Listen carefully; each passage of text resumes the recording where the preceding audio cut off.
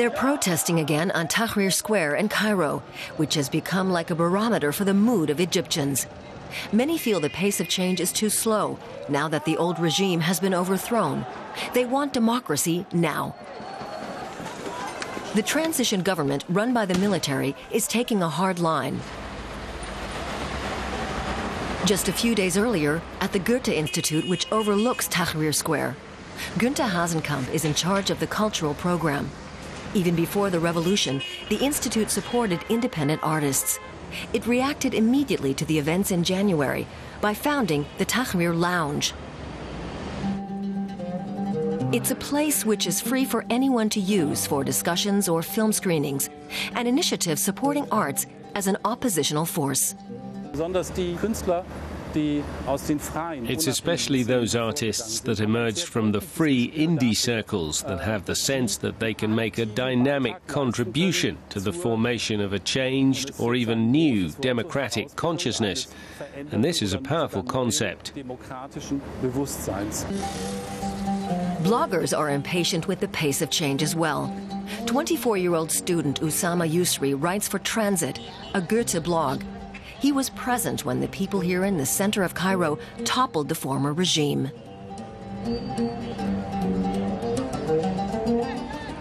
It made a revolution inside me. I mean something like that indeed. First, it let me think again about the country, think about everything in the country. Let me tell you, before the revolution, just one year before the revolution, I stopped blogging. I was so much depressed. I was like, there's no hope and everything is screwing up and the country is going down and we will not do anything. But what happens next? Usama blogs about everything people are talking about.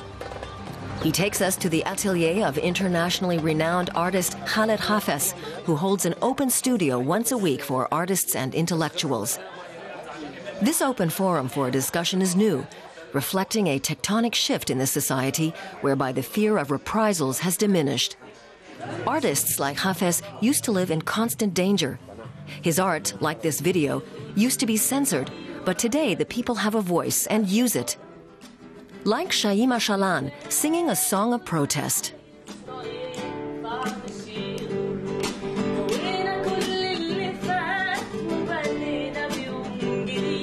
It's my first time to be here, and it makes you feel like Egypt still get a lot of guys who really feel art and they want to express their feelings, their evolution inside them in art, and that's fantastic. The club scene in Cairo. The Festival of Electronic Music is now 5 years old.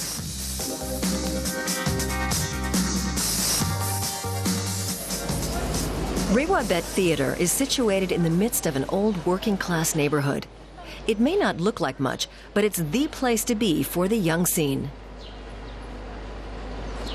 The head of the indie label 100 Copies, DJ Mahmoud Refat, founded the festival. The Goethe Institute has supported him and Cairo's other electronic music pioneers since the very beginning. I can't say Oriental or classical, but there is an influence of this environment and of our own history, of course. I mean, you live in a city like this, you have a lot of influence around you. Either it's just on a social level or musically. This influence is there all the time.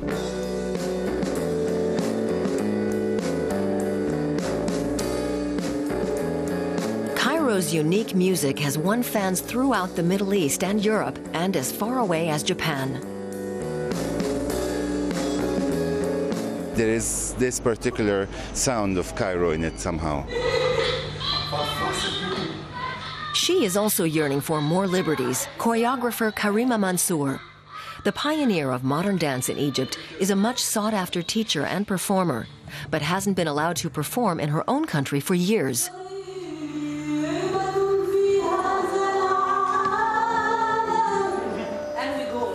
When you talk about art in a context like ours, and then specify it even more, and it becomes about dance, therefore it becomes about the body, and then when, you know, it is also a female body, there is no escape from it being political.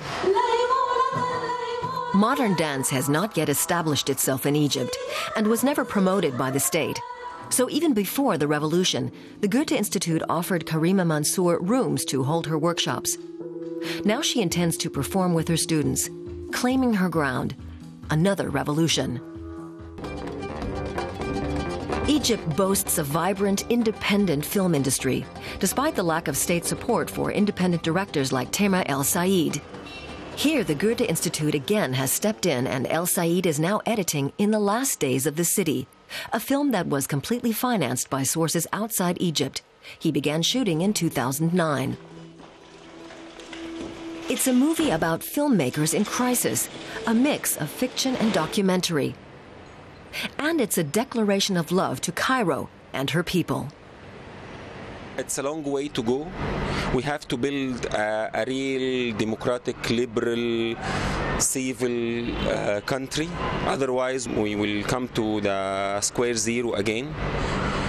So I think it depends on us. We have to push very hard to make our dreams come true.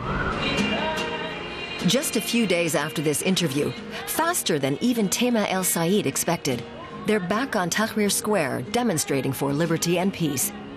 There are no guarantees yet in Egypt.